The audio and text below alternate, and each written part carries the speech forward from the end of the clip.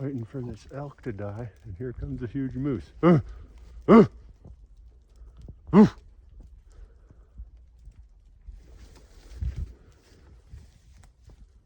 Danger.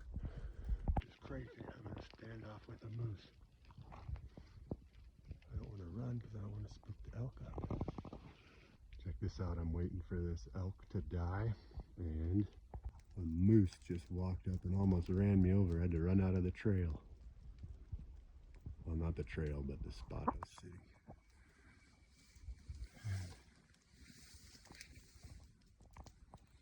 There's the elk over there. Oh man, it might be dead. It's not moving. Let me go check. Okay, moose. Go the other way. You're not on the menu. Ugh.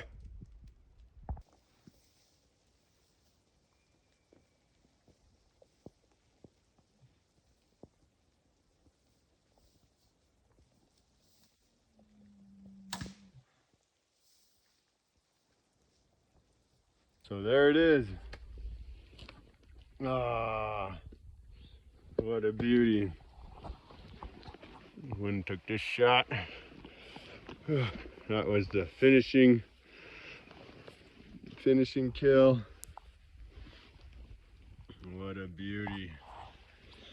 Oh, man. Oh. Hallelujah. And now the pack out. We are about probably 9 miles from the truck. Hear that bull? And about 2,000 some feet in elevation gain. I gotta pack this moose out now, or this elk out now. So here comes the real work. You always forget about. Not really, but you ignore it until you're actually there. It's rainy. It's gonna be rainy all day. Still surrounded by elk, it sounds like. So anyway, here we go. Oh, I'd like to get it out in 3 trips, but I tried and it's just a little too risky on the back and knees coming down the mountain. So 4 trips it is. And it's pretty exhausting. Taking a quick rest by the stream. All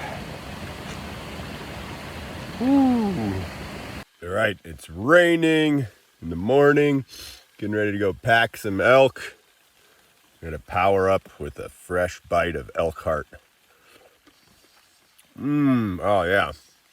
It's really one of my favorite pieces of meat.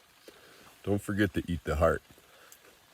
It doesn't really have any fibers that like get stuck in your teeth. It's just so delicious and chewy. Woo!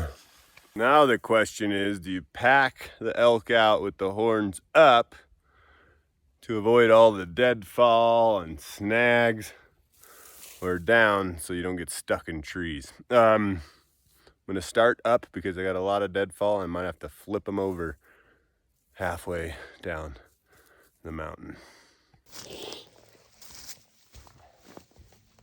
All right, got my last load of meat and the antlers.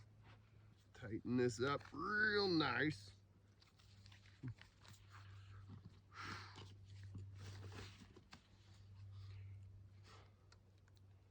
All right, last load.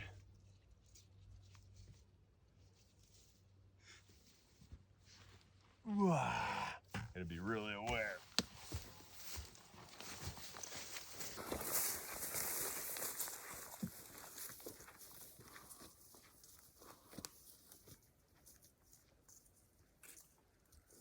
There's one way to not have some idiot shoot you in the woods.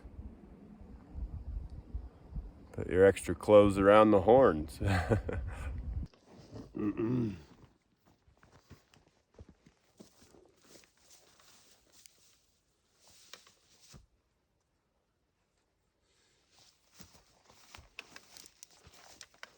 It's all fun and games, except here we are on day 4 of packing this thing out solo. This is my last load though. Only got a couple miles left, and that'll be it. Successful hunt. Hallelujah.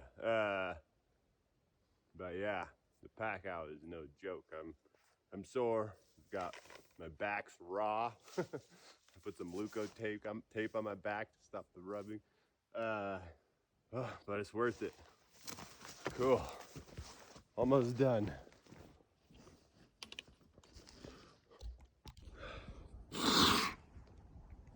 So that was a crazy couple of days trying to get this bull and others. I spent a lot of time in the bowls, getting close, getting opportunities here and there, but swirling wind made it pretty difficult. Finally, everything lined up on this guy. It was evening and I was actually heading my way back. Usually when I'm successful, it's because I've had the thought, oh man, I don't want to go that far. That's too hard. And then I've overruled it and gone there anyway. And so I was way out there working my way back.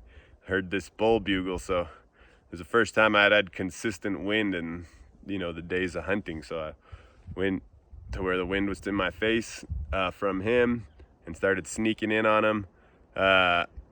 I got into about 10 yards from his cows. I could see him over there just smashing trees and nose turned up, bugling, so awesome.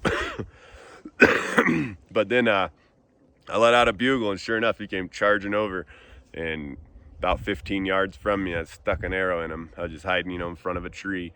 And then he turned, just took a few steps away. All his cows bolted. But he just stood there for a second. So honestly, I just took another arrow. It's kind of a steep quartering away angle. Shot him again.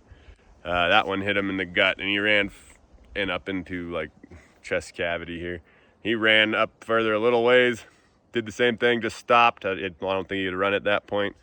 Shot him again. He dropped down, and then I waited. They're so tough.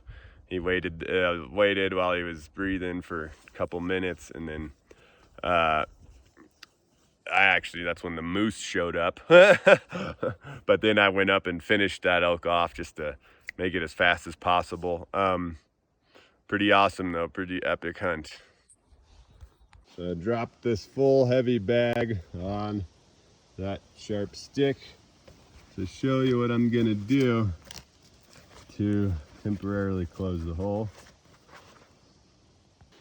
So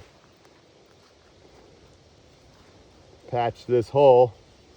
I'm gonna get this pine cone, get my piece of string, put a loop in it like so, then run that pine cone in here.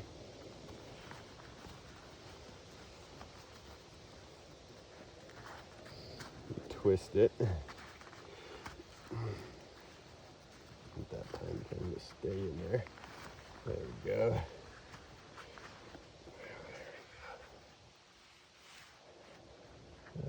Don't want the bugs getting in anyway. Then you get your little loop you made. Like so. Put it around your pine cone. Cinch it up. That'll work. There you go, maggots won't get in there.